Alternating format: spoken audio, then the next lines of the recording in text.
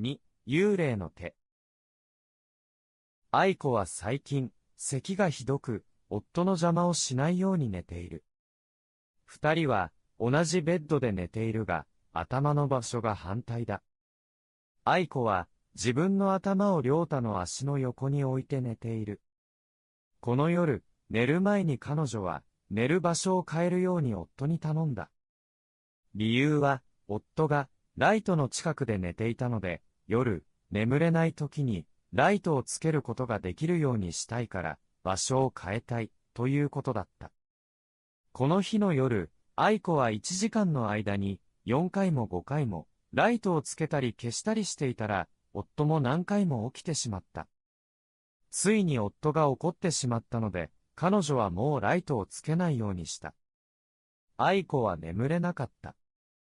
眠るのが怖かった。彼女は幽霊の手のことを考え、嫌な気持ちになっていた。さらに30分経っても、1時間経っても愛子は眠れなかった。眠れないので、ベッドから降りて、夫の眠るための薬を探して、2つ飲んだ。その薬は、とても強かったので、愛子が眠るのに時間はかからなかった。どのくらい眠ったかわからないが、暗い中、彼女は何かを感じて、目が覚めた。彼女の首に、そっと触れる手があった。彼女は、半分眠っていて、夫が横で寝ていないことを忘れていた。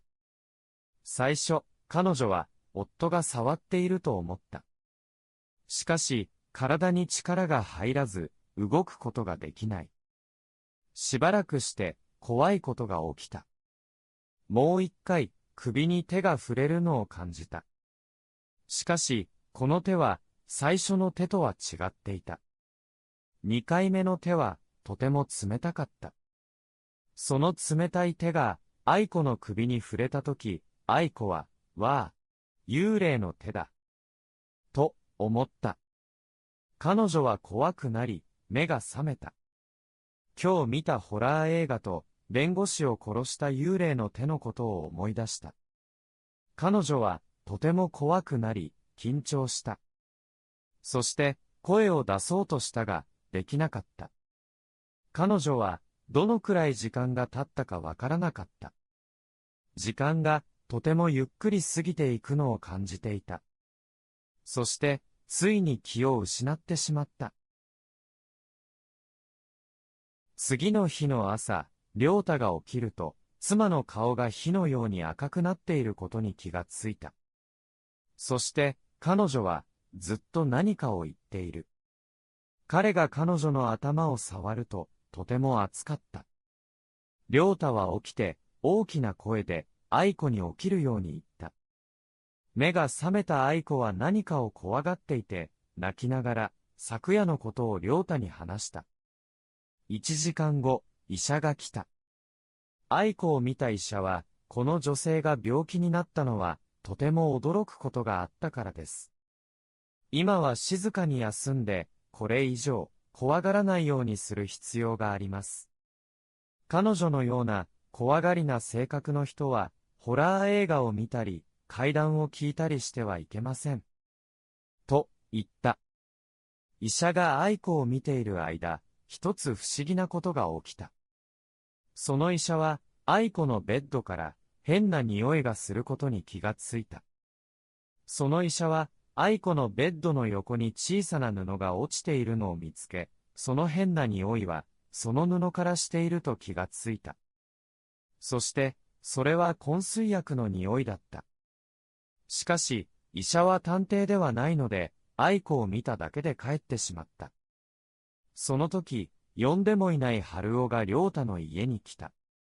良太は春男に、昨夜のことを話した。良太は、どうして、ここに昏睡薬があるのだろう。と、不思議に思った。そして、春男を見て、君は、頭がいいんだから、何が起きたかわかるだろう。と、言った。ははは。こんな不思議なこと、僕にもわからないよ。名探偵のシャーロック・ホームズに頼まないと無理だ。と、春男は笑った。しかし、日本にシャーロック・ホームズはいない。日本にシャーロック・ホームズはいないが、名探偵の明智小五郎はいる。春尾は良太に、名探偵の明智小五郎の事務所に電話をかけるように言った。良太は自分で電話をかけたくなかった。そこで春尾は探偵事務所の電話番号を調べて電話をかけた。春尾は探偵は忙しいので頼んでも来てくれないと思っていた。しかし電話に出た人はすぐに行くので待っていてください。と言った。